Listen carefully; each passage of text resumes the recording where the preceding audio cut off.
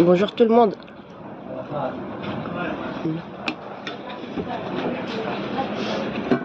On prend le soleil.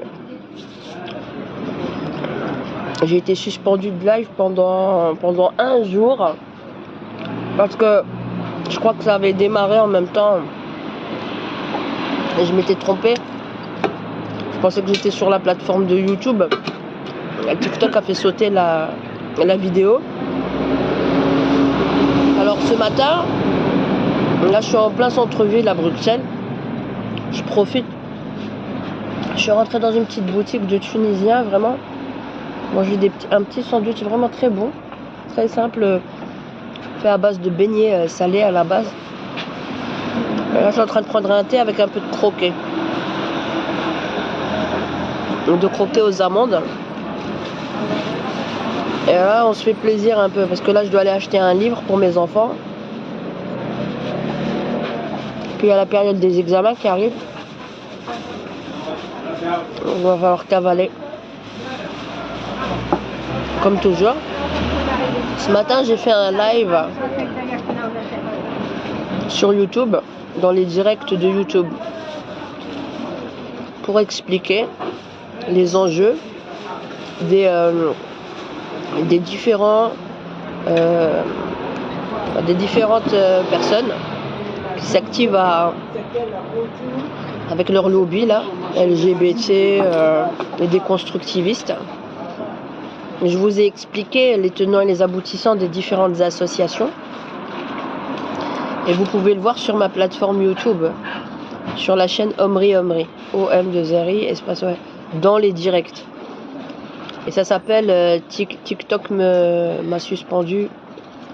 Et donc du coup, sur 40 minutes, je vous explique les différents acteurs qui nous font la guerre à nous, les familles, pour nos enfants, à l'intérieur des écoles. À l'intérieur des écoles. Et là, je vous montre en détail les tenants et les aboutissants des déconstructivistes.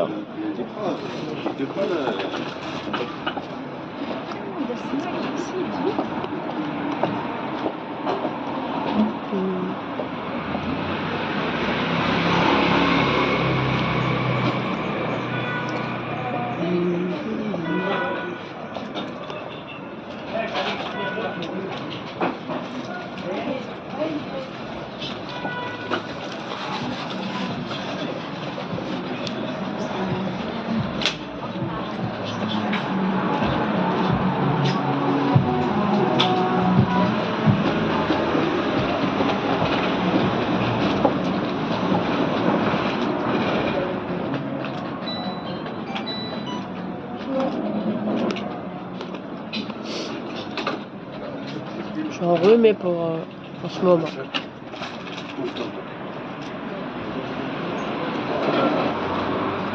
Il va venir nous dire bonjour, ça fait du bien de prendre le soleil et de flâner un petit peu quand on a le temps. Là je dois y aller, acheter un livre à mon fils. Alors, on me retrouve au centre-ville.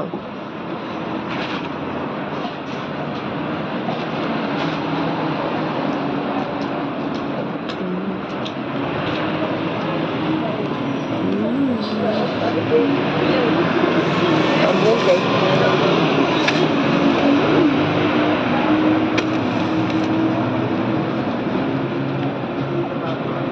Ça se fait un peu plaisir.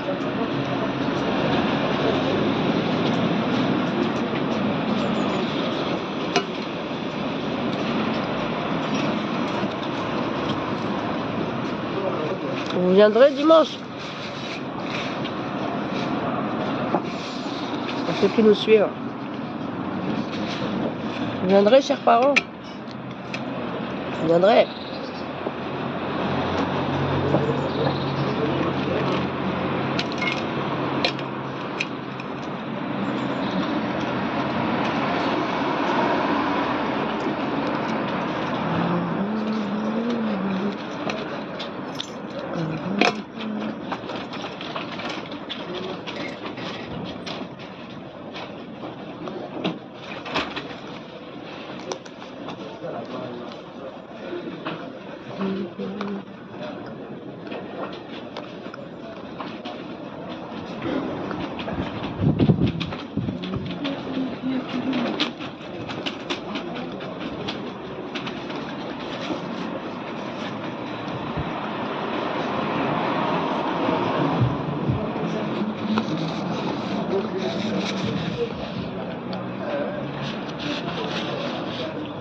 Il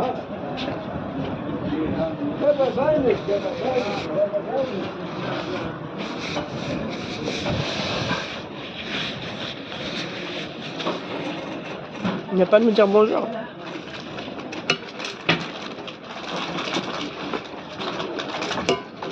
Là, je vous montre en détail sur le YouTube. Bonjour tout le monde. Enfin un premier bonjour. Bonjour Atloni.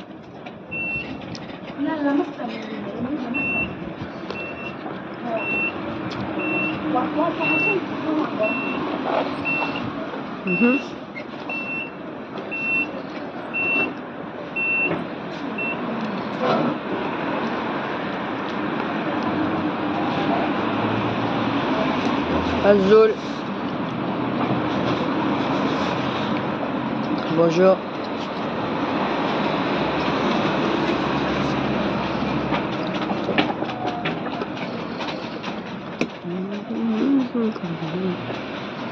C'est bien que je mange. Là, on se recharge au soleil en plein centre-ville. C'est un petit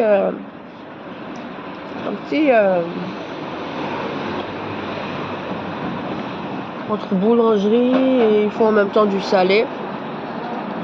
Petit café, une petite cafétéria. Tu peux manger du salé, du sucré. Des Tunisiens.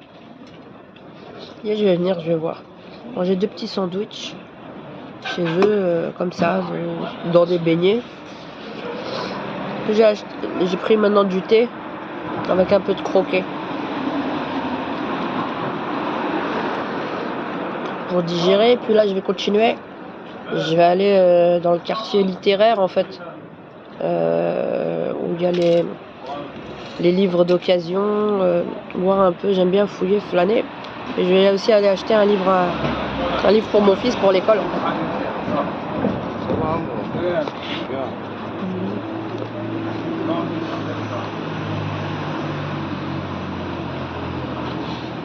Ah, vous voulez monter, ça fait plaisir.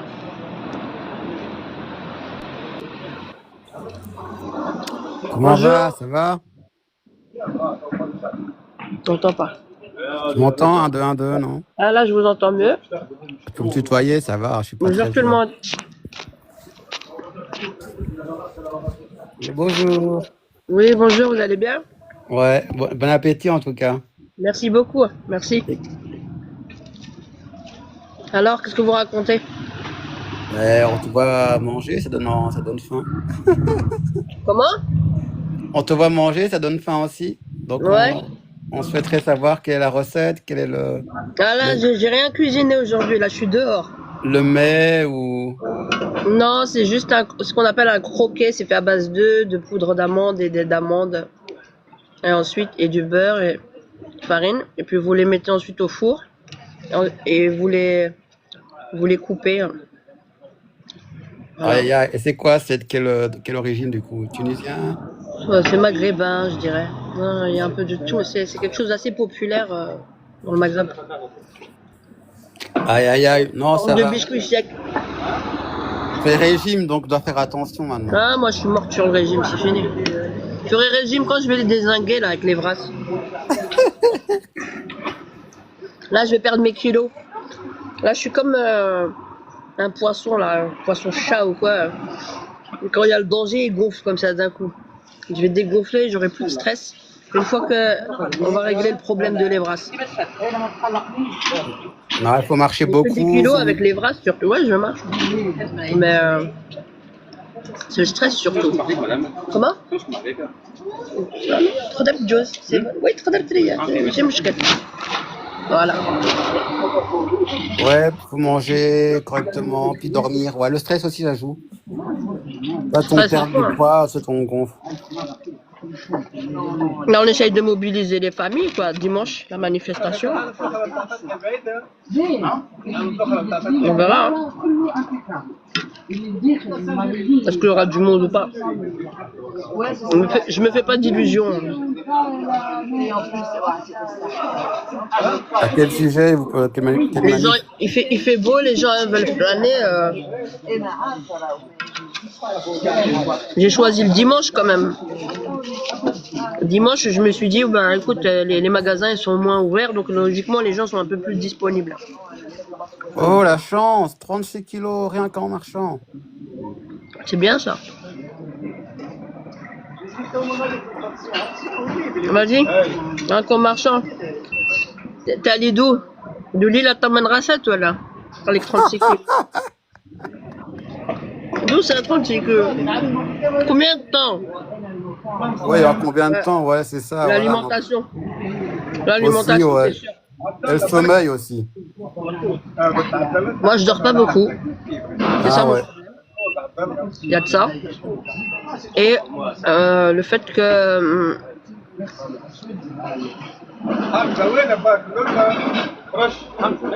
En fait, c'est le. Réfléchis, en train d'arriver. C'est l'intestin grêle. Je dis pas de bêtises. Hein. En fait, je dois avoir une résistance à l'insuline.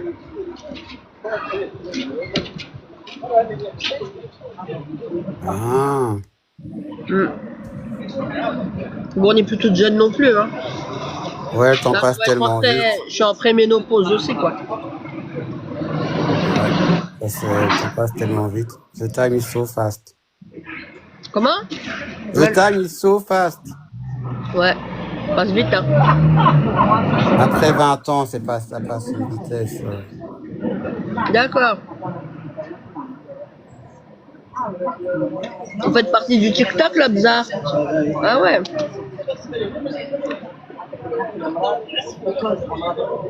J'ai pas le temps, là. J'ai pas envie de me taper. Il y a des gens qui veulent monter pour se taper. Moi, je suis en train d'apprécier, là. Je suis en centre-ville. Je suis à l'aise. Je prends un petit thé. On va...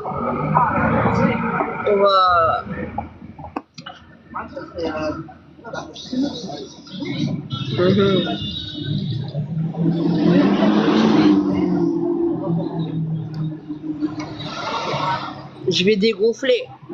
Là, je suis gonflé. Et toute cette politique me gonfle. Je vais dégonfler quand on arrivera. On va clôturer le chapitre là. Sur les bras, on aura fait le tour et ça ira bien. Ça ira mieux. Et t'as vu la manif pour les logements? C'est grave, hein? Où ça? Il y a pas partout dans toutes les grandes villes. Il manquerait beaucoup de logements. Et donc les loyers sont très chers. Il faudra encadrer les loyers, etc. Bah oui. Ouais, en Belgique, ils sont en retard hein, par rapport à la France. La France, il y avait quand même à l'époque la loi Carré. Après, ça a explosé. Moi, à l'époque, avant de quitter la France, chacun savait louer, même si c'était des fois un peu onéreux, mais c'était quand même accessible. Chacun savait louer son propre appartement en France. Et je voyais déjà le phénomène en Angleterre. On comprenait pas l'histoire de la colocation des gens qui vivent ensemble. On trouvait ça bizarre. Ça a commencé à London. On voyait cohabitation, comment les gens, les jeunes, étudiants et tout, ils vivent ensemble, oui, parce que c'est cher. On comprenait pas ce phénomène dans les années 90 en France. Ouais, maintenant c'est généralisé, ouais, dans les grandes villes. Ouais, et c'est pareil même ici. Depuis l'Union européenne, avec la hausse des loyers, tout Bruxelles, ça a explosé, mais ici, il n'y a pas eu de plafonnage des loyers. Parce que de l'autre côté, vous avez, en France, il y a eu la loi Carré, au mètre carré, en fonction de l'environnement où tu habites et tout ça. Tu as un loyer à respecter, il y a un barème. Et puis en même temps, en France, tu avais le droit aux APL, aux aides au logement pour payer le... Voilà, ici. Nous, on n'a jamais rien eu de ça. Sauf qu'au niveau, un peu au niveau de la ville, ils ont dit, ouais, on peut aider, mais il faut que tu aies un certain nombre de revenus. Et puis, il y a des exigences, mais par rapport aux exigences et le fait que les loyers n'aient pas été régulés, c'était très difficile. Et au maximum, qu'est-ce qu'ils donnaient comme aide à l'époque, de ce que je me souviens, c'était du 125 €, quoi, le loyer. C'était du foutage de gueule. Ouais, ou alors... 125 €, 130 €, 150 € d'allocation pour aider à amortir un peu le loyer, quoi. Ouais, ça existe encore si tu as 6 ans d'attente dans un logement social à Bruxelles. Tu as droit... Moi, il y a très longtemps. T'es à Bruxelles, toi, Athlony? Ah, moi, je suis en Wallonie. D'accord, ouais, bah, mais t'es en Belgique, quoi. Ouais. Moi, moi, j'avais demandé il y a très longtemps, avant de devenir propriétaire, hein, quand j'habitais à Bruxelles. C'est déjà très cher, déjà les loyers, on était dans les 1000 et des. Et, Mmh. tout ça. J'avais demandé un logement social. Et j'ai attendu 12 ans. Quand on me proposait le logement social, je dis, moi, je ne ferai jamais vivre mes enfants là. Déjà, il n'y avait pas de sécurité. On voulait nous mettre au 8e étage avec des fenêtres où il n'y a même pas de sécurité. Vous savez, où il y a les accrocs. Imagine vos enfants, ils ouvrent la porte, la fenêtre, vous le retrouvez en bas. L'environnement, il y a plein de choses. Je dis, moi, pour ce prix-là, où on exige de moi que je reste genre au chômage pour une histoire de 50 euros de différence. J'ai loué, moi, une maison du côté du Brabant flamand, à la limitrophe de côté, du côté de Montgomery et tout à l'arrière, quoi, du côté de Krainem et tout. Je suis sortie, en fait, de Bruxelles, mais j'allais toujours à Bruxelles parce que mes enfants étudient tous ici. Parce que les loyers étaient trop explosifs, trop déglingués, ne serait-ce qu'en appartement. Hein. Donc, à l'époque, quand j'ai quitté, je louais pour moins de 1000 euros une maison, 3 chambres. Ah ouais. Ouais. Et là, ça fait 4 ans que je suis propriétaire. En fait, je suis toujours dans les mêmes environs. Et ça fait 4 ans que je suis propriétaire. On a fait la demande pour famille nombreuse de financement pour famille nombreuse. Et c'est comme ça que, il y a 4 ans, en pleine crise du Covid, je trouvais la maison entre guillemets de nos rêves. Et on a acheté notre maison. Je dis, j'ai jamais été au social. Et c'est pas plus mal, parce que la différence, c'est que quand tu es dans le social, malheureusement, faut le dire, tu choisis pas tes voisins. Et l'environnement, il est très important pour le développement de tes enfants. Ouais, ouais, le mental compte beaucoup. Donc, entre choisir moins de loyer et puis laisser pourrir tes gosses, pas parce que dans tout le social, il y a des enfants qui pourrissent, c'est pas ça, c'est que tu choisis pas tes voisins et l'environnement. Et en général, c'est des ambiances assez dégueulasses. Pas parce que les gens ne sont pas de bonne volonté, parce que t'es gangréné avec la jeunesse, t'as beau les éduquer comme tu veux, même à la maison, les 3 quarts du temps, entre l'école et en bas, bah la rue elle appelle et il faut faire attention. Et moi je suis entre pas loin, je suis entre la ville et la campagne en fait, pas loin de Louvain. J'habite du côté de Louvain. Vous voyez, je suis sur Louvain en fait, je suis dans la zone de Louvain, je fais pas partie de Bruxelles. Même tous mes enfants sont à Bruxelles. Vous voyez, Ouais, ouais, ouais. il y a des choix, il y a des sacrifices à faire. Il y a le bol social, comme on dit. J'ai pas besoin du social. C'est comme ça, c'est pas la peine. Il y a un sacrifice. Il faut que tu sortes l'argent. Ça, c'est sûr. Mais sinon, des loyers à 400, 500 euros, et même maintenant, ça a explosé dans le social. C'est-à-dire que, regarde, le vice, il est tellement grave. Mais en même temps, je comprends cette politique. Ils disent, au lieu de laisser les gens gagner trop bien leur vie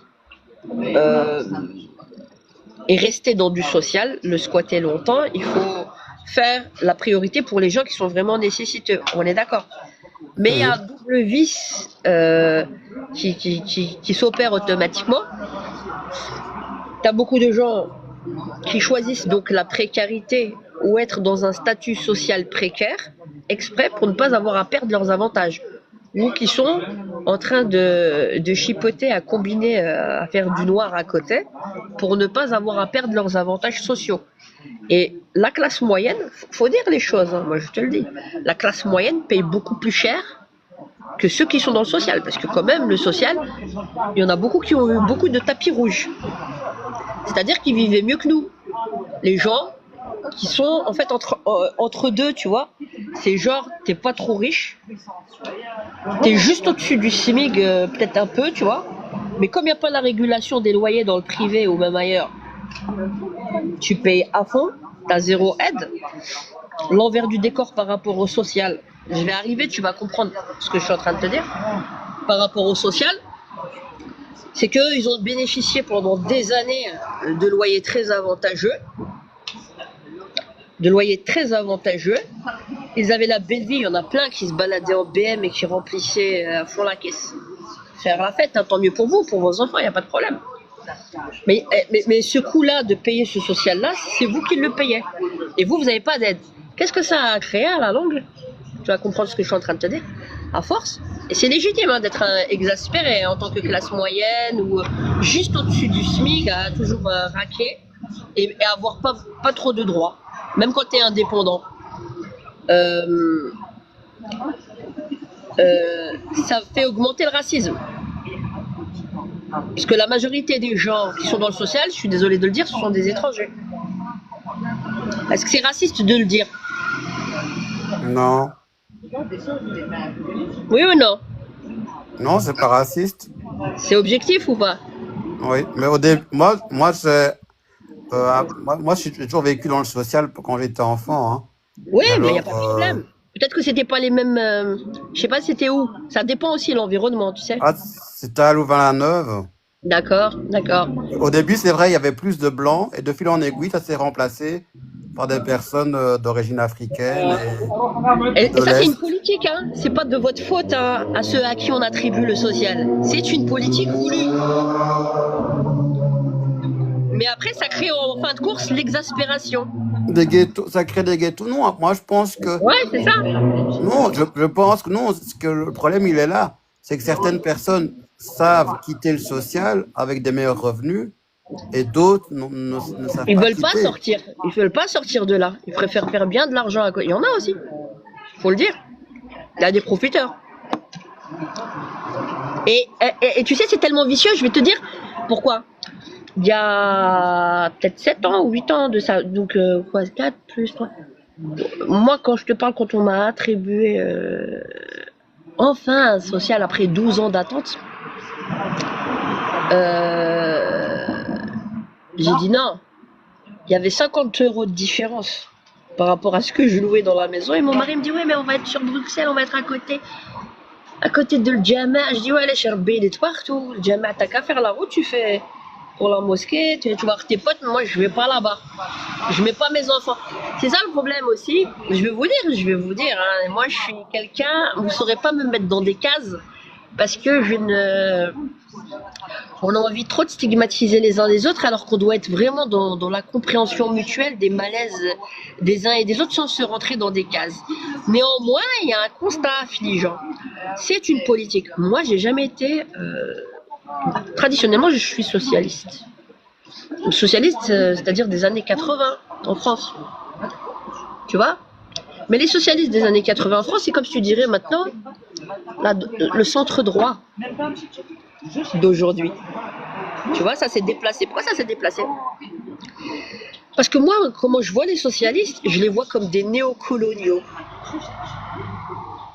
qui utilisent la cause des émigrés. Tu comprends?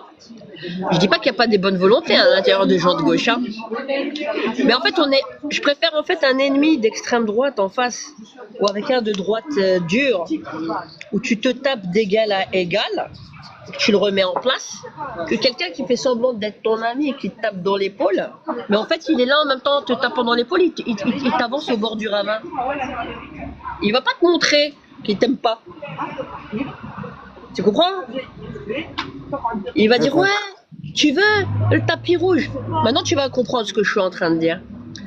T'as vu tous les quartiers qu'on parle de halal, où il n'y a que des étrangers et tout. C'est une politique qui relève de la politique du bourgmestre, de la politique de la ville, du maire, comme tu dirais en France. Quand un commerce, il doit se mettre à côté... J'ai écrit ça dans mon livre, notamment, La Muse droit de réponse autour de ça. Quand tu analyses, avant, il y avait plus de mixité sociale au niveau commercial dans une même rue. Mais à partir du moment, c'est-à-dire le plan urbanistique qui est géré aussi par la mairie, par la ville, laisse des commerces s'agglutiner et s'accumuler, même des mêmes types de commerces, sur un même axe. C'est eux qui créent la ghettoisation. Automatiquement, ça va apporter le même type de population. Au lieu d'avoir une hétérogénéité de l'offre. Tu vois le truc? Oui, Pour, forcément, oui, oui. au niveau spatial, dans la manière de faire le plan spatial, qu'est-ce qu'on met là? Par exemple, je te donne un exemple. Ah là, j'ai 2 boucheries halal dans la rue, ok, il n'y en aura pas une troisième. J'ai un Portugais qui arrive, ok, je lui donne la place. Là, j'ai un Chinois, je lui donne la place. Là, il y a un Belge, il y a un Néerlandais, je leur donne la place. Ça crée la cohésion parce que tout le monde se mélange. Tu vois? Donc tu vois bien que c'est politique, c'est une volonté politique. De la même manière que la politique d'attribution des logements sociaux, avec le fait qu'on te parle, oui, la non-discrimination, nous aussi on a le droit, on a le droit, on a le droit. Ok. Et c'est normal qu'à un moment donné aussi, même, il y a certains qui viennent d'émigrer, qui sont complètement déphasés, ils veulent se retrouver avec les siens. Mais le but, c'est de faire cohésion sociale tous ensemble. Et il y a des endroits, il y a des lieux où vous vous retrouverez dans des associations ou quoi, ou à la mosquée ou ailleurs. Tu comprends ce que je veux dire? Mais si tu veux faire dite cohésion sociale, mais juste communautaire, où on se retrouve tous ensemble, c'est ce qu'on appelle après la ghettoisation et le pays dans le pays. T'es venu me ramener un problème, c'est-à-dire t'es venu me ramener, m'importer un problème sociologique de l'étranger, et t'es venu me l'importer ici dans un autre pays. Donc tu vis pas réellement, je veux dire, dans la diversité que l'on a par rapport à la politique belge ou française. Tu comprends ce que je veux dire? Là où tout le monde est ensemble et on est dans l'ouverture les uns avec les autres, il y a des moments où on se retrouve avec les nôtres tu vois, où il y a un réel partage. La ghettoisation, elle est faite à un plan bien plus haut.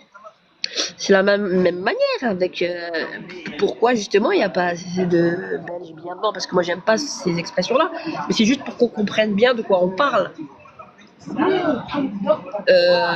Dans les attributions de logements sociaux, pourquoi il n'y a pas beaucoup plus de blancs? Donc automatiquement, on va donner l'illusion d'une invasion. Ça va servir le discours de qui? De l'extrême droite. Donc finalement, chou blanc, chou blanc, chou blanc, t'as compris? C'est pareil, kiff bourrico, gauche-droite, pour moi ça veut plus rien dire. Si tu prends pas le temps d'analyser, de décortiquer les tenants et les aboutissants. Il faut arriver à... Pour moi, les gauches, c'est des néocoloniaux. Les extrêmes droites, c'est pas mieux. Je suis dans le juste milieu, mais pas, sans langue de bois. Donc on vient pas me parler, moi, les collectifs, tout ça, c'est des censeurs qui servent le pouvoir. Parce qu'après, on peut pas se parler comme ça. Parce que tu vois ce que je suis en train de dire? Il y en a certains, ils vont dire, ouais, on va la cataloguer, c'est une extrême droite, hein, quand même, ce qu'elle dit, quand même. Elle est dans le déni. Je suis pas dans le déni. Je suis dans l'objectivité. Si c'est pour refaire une sociologie étrangère dans un pays où vous êtes censés être tous les uns les autres ensemble, vous comprenez bien que ça sert qui? Ça sert aussi l'extrême droite. Tu comprends? Dans tous les cas, tu tombes quand même dans le ravin. Toi, entre le pseudo-racisé, noir, tu vois, africain, moi, la basanée, tu vois ce que je veux dire? Dans tous les cas, on nous met dans le piège un crabe et on nous ligote. Tu comprends? Et donc, Ouais, je comprends tout à fait. Mais bon, il y a quand même des critères de points, non? Oui, non, moi je te donne là, je te débriefe les grandes lignes. Après, oui, il y a des choses, vraiment. Je suis traditionnellement de gauche, moi. Je peux pas me définir de droite ou d'extrême droite. D'ailleurs, je me définis pas en tant que ça. Et plus on va vouloir te cadenasser dans des... Moi, je perturbe beaucoup de gens parce que des fois, quand je parle, ils me disent, ouais, celle-là, c'est une droite. Mais non, l'autre, c'est pas une droite. Regarde ce qu'elle fait. Ils n'arrivent pas à me mettre dans ça, Dans une parce case. que case les rassure. Ils n'y arrivent pas. En plus, je prends trop de place. T'arriveras pas à me rentrer dans une case. Tu vois, je déborde. Et c'est important de rester comme ça. Parce que c'est comme ça que tu peux créer des ponts, du dialogue, comprendre. Tu vois? Ouais, ouais, ouais. Faut analyser, c'est beaucoup plus au sens plus large. Et regarde, les gens de gauche, c'est eux qui nous ont foutu aussi l'emmerde avec la théorie du gender. Les études de genre et les vras et tout. C'est qui? C'est qui? Ouais, t'as vu sur la quantité ce qu'il y a Mais maintenant? ils veulent te cadenasser. Oui, nous, on est contre toutes les discriminations, contre les immigrés, ok. Oui, avec les lobbies LGBT, je vous ai fait une vidéo, comme je vous ai dit, spéciale ce matin, en direct, sur ma chaîne YouTube, pour vous expliquer. J'ai fait un tableau, je vous ai expliqué toutes les associations, tous les lobbies qui sont autour de ça. Alors ils vont dire, ouais, mais lui, il est gentil, le lobby LGBT, là. Ouais, il est avec nous en tant que musulman, on est ségrégé, ou en tant qu'africain. Et après, il va te la mettre à l'envers avec tes gosses. Au final, il va te bouffer, ils vont tous nous bouffer. Mais c'est pas que, hein. Je parle pas des homos, je te parle du lobby LGBT, c'est pas pareil. Et les ultra-féministes qui sont main dans la main, et les déconstructivistes identitaires, et tous ceux qui ont en horreur toutes les religions, sont main dans la main. C'est pas du complotisme, je vous ai donné le factuel dans le tableau, allez le regarder. Je vous ai donné les noms, les associations, les dates. C'est pas nous les complotistes, hein, et qui veulent déconstruire nos gosses, et qui sont complices aussi comment dire, de corruption de mineurs. Hein. Vous voyez? Non, détournement de mineurs. Ouais, plein de choses. Donc là, on va devoir aller au pénal. Donc moi, en tout cas, ce dimanche, à 14h, à la place Albertine, à la gare centrale, 1000 Bruxelles. De 14 à 16h, il y a la grande manifestation. On espère que vous serez nombreux, les familles, qu'on se lève, qu'on montre que c'est pas une question de posture, quoi. C'est, entre guillemets, le parti des parents. On protège nos enfants. C'est ça qu'il faut comprendre. Au-delà de dire, ouais, toi t'es musulman, toi t'es agnostique, toi t'es ci, toi t'es ça. Je touche pas aux enfants. C'est quoi le thème de la manifestation? C'est Evras, dégage de nos écoles. Je touche pas aux petits. Evras, tu dégages. Evras dégage de nos écoles. À 14h à la place Albertine, gare centrale. Dimanche. Ils veulent enseigner quoi, le bipolaire? Bah, ils le font déjà depuis 10 ans dans notre dos. Hein. Mais là, c'est hardcore, ils vont nous mettre tous à genoux en septembre 2025. Qu'est-ce qu'ils veulent enseigner, quoi, le... Ouais, t'as compris. Théorie du genre? Bah oui, mais ils l'ont fait déjà dans notre dos depuis 10 ans, mais à dose homéopathique. Et ils se sont convergés. Je vous explique ça. Va regarder le côté YouTube. Le même nom, Omri avec 2 R, dans les directs. TikTok me censure, ou je sais plus c'était quoi. TikTok me... Ça voulait pas passer sur TikTok aujourd'hui. Je voulais faire ça sur TikTok. Et tu vas bien comprendre les tenants et les aboutissants. Et je vous ai mis plein de data. Si vous allez sur mon site internet de mon association, cercledelaboétie.be, dans l'onglet Coin solidaire, il y a tout le dossier Evras qu'on vous montre pas. Et des audios qui sont en train d'effacer que j'ai. Je vous les ai balancés. Des vidéos qu'on vous montre pas non plus. De toute façon, j'ai déposé plein de centres du roi. Hein. Il y a plein de choses. Aïe, aïe, aïe. Ouais, il faut être vigilant, les gars. C'est grave. Il y a beaucoup de choses qui sont néfastes. Pourtant, on est plus... C'est ça qui est bizarre. On est plus instruit. On...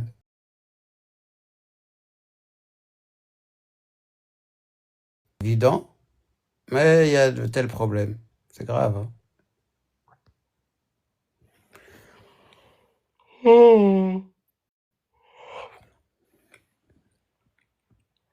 On est 11 en live. Vous allez bien, quoi?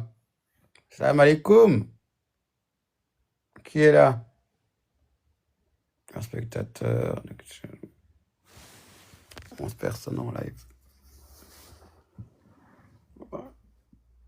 Boy naturel, gardien spirituel.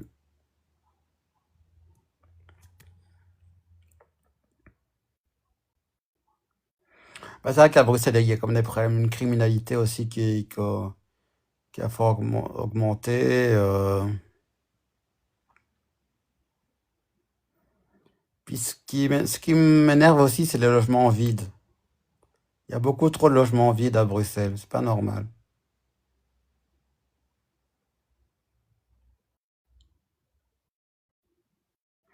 a disparu.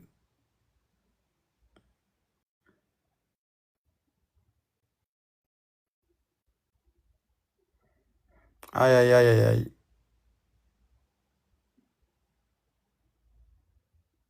Ah, Durand a disparu. Oh. Bon, les gars, je vais vous laisser.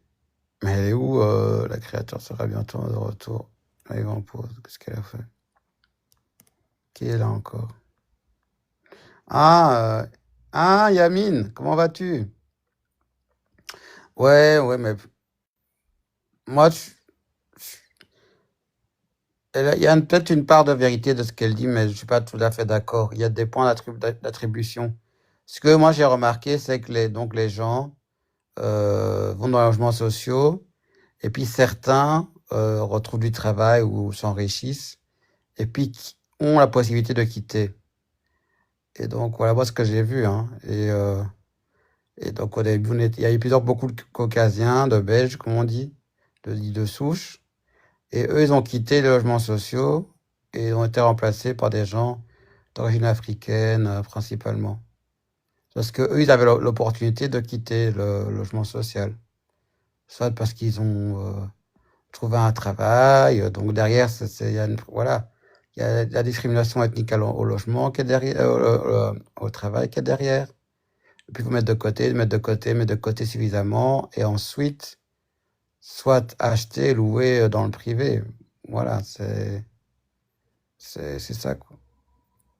Et puis, ceux qui restent dans le logement social, ben ça, il y a aussi un confort, hein, d'être dans le logement social. Euh,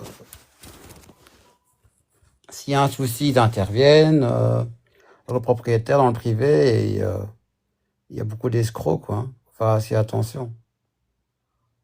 Ils font pas les travaux. Ils font, il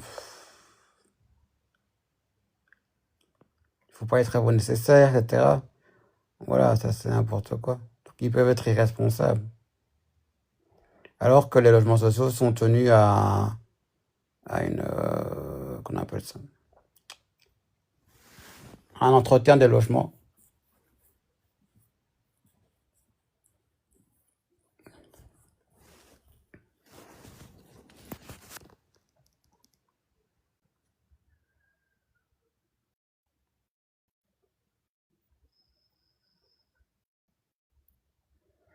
Mais elle est où